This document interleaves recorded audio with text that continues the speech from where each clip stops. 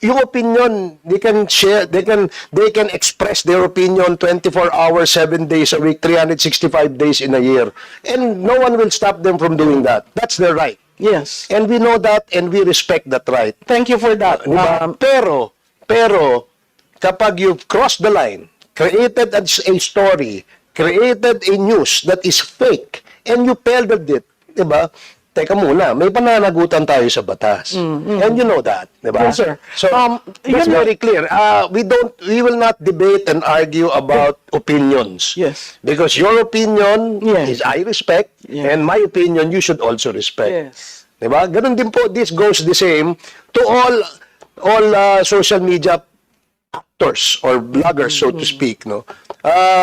Kasi, syempre, kayo nandyan sa industry yan, you control the narrative eh. Kasi kayo nandyan dyan, trabaho nyo siguro yan. Perhaps you even make money out of that, no? Especially to those who actually can monetize, no? Yung kanilang, ano ba, namo-monetize Yes, yan, sir. Malu? Oh. That's why I said I am not a blogger or a vlogger, because I do not earn from it. My meta page is my personal page. And to a certain degree, you really have to be responsible for what you say or what you do. Yun lang, sir, siguro sa legislation, really you have to look for a definition on fake news.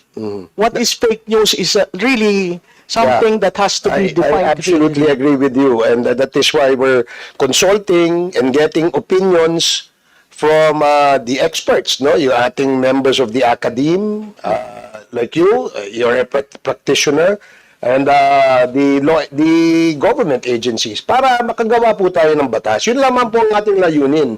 So yung mga nagtatago sa likod ng usapin na ito ay curtailment ng freedom of expression o freedom of speech, sila po yung talagang namamayagpag sa pagkalat ng fake news dito sa ating bansa.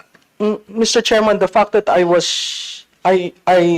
agreed to appear and honor your invitation, and I was given the chance to say what I want to say, I don't think that is curtailment of my right to expression. And you're a perfect example and manifestation that indeed there was no curtailment of freedom of expression and speech in this committee hearing. Yes, Your Honor. Maraming salamat, Malu. Thank you.